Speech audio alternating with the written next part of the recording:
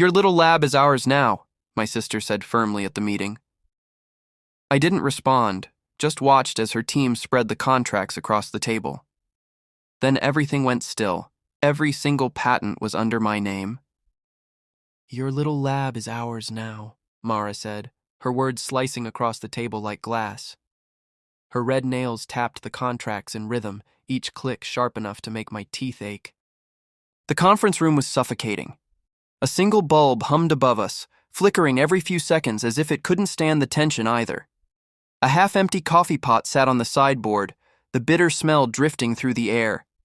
Someone had left the window cracked, and the autumn wind pushed the blinds into a nervous rattle.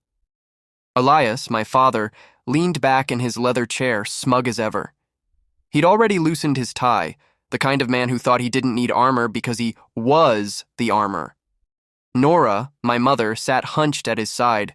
She clutched a tissue so tight it was tearing at the edges. Her eyes stayed on the floor. Not me, not anyone.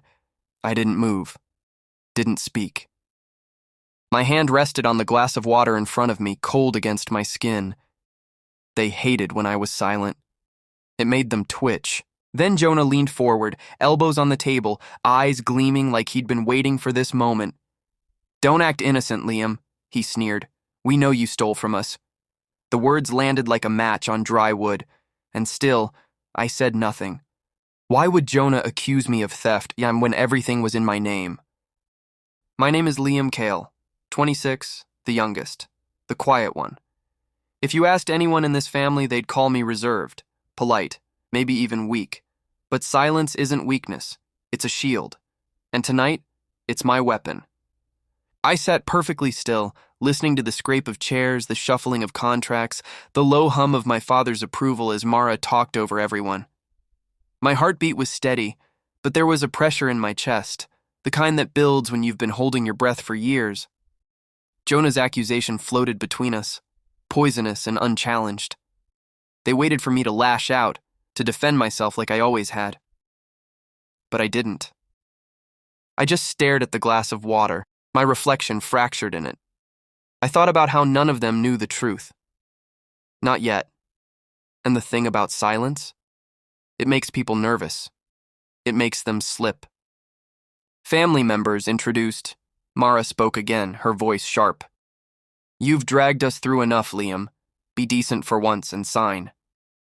She was 31, but carried herself like she was already CEO of some empire. Confidence wasn't her trait. It was her mask. Jonah shifted in his seat, his watch glinting under the light. He was 29, 2 years older than me, and had the kind of easy charm that worked in bars and boardrooms. But here, in this room, that charm curdled into venom. Elias, my father, cleared his throat. "Your sister's right. Don't drag this out, son." He said son like it was a leash.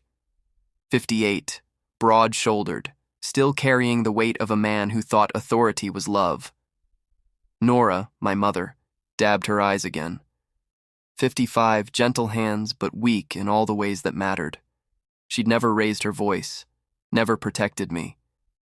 Silence was her inheritance to me. I scanned their faces, memorizing each twitch and shift. Mara's smirk, Jonah's narrowed eyes, Elias's impatience, Nora's trembling hands. On the surface, family. Underneath, cracks. Someone here was hiding something. And I could already smell it. The contracts in front of me weren't just words, they were weapons. Each page was designed to strip me bare. My lab, my patents, my nights spent alone with nothing but blueprints and coffee. "Funny," I said finally, my voice low, steady. "You all hated this lab, remember that? Called it worthless, a waste of time, a hobby." Mara's smirk faltered for just a second. Elias frowned. Nora squeezed the tissue so tight I thought it would disintegrate. Jonah chuckled, leaning forward. Until it wasn't worthless. There it was, his slip, his greed bleeding through. They hadn't ignored me all these years. They'd been watching, waiting, parasites circling until the moment they could drain. I felt a bitter taste in my mouth, but I didn't spit it out. I let it sit. Sometimes poison is worth holding until the right moment. Stop stalling, Mara snapped. You were given everything, Liam, and still, you failed. That word, failed, like it had been rehearsed, passed between them in whispers. I let the silence stretch, then lifted my eyes to hers. Calm, controlled. You think this is about money? My voice carried in the quiet. No, it's about what you all did to me. Elias stopped tapping his pen. Jonah's smile twitched. Even Nora's sobs softened, because they all knew. My calmness was dangerous. My silence wasn't submission anymore. It was a warning. 17 years old, rain hammering down so hard it blurred the streetlights. I stood outside Jonah's dorm, my jacket soaked through, waiting for him to come downstairs.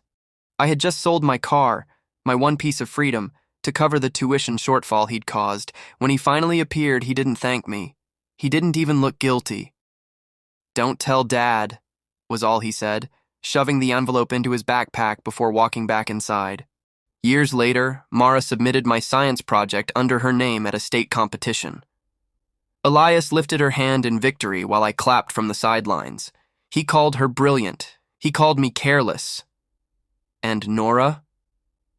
She saw it all, said nothing. Always nothing. The wounds weren't accidents. They were patterns. And they'd mistaken my silence for blindness. I pushed the contracts back across the table. My hand didn't shake. You want my signature? Fine.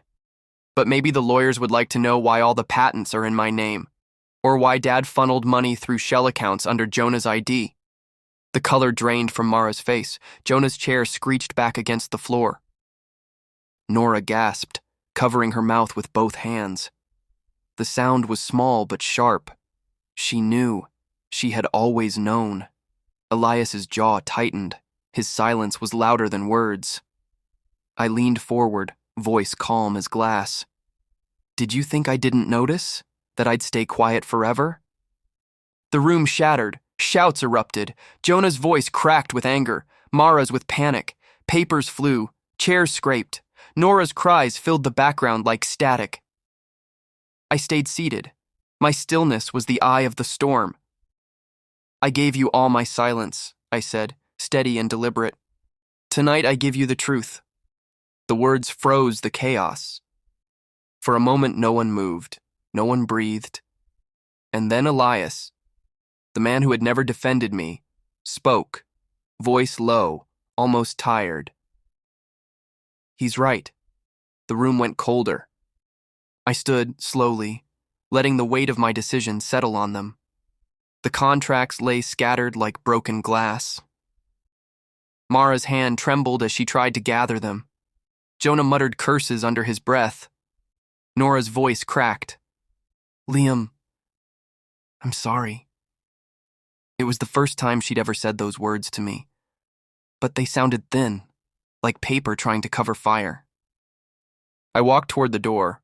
My body felt heavy, but my chest felt light. They'll never see me the same again, I thought. And I don't need them to. Outside, the night air hit me like a wave.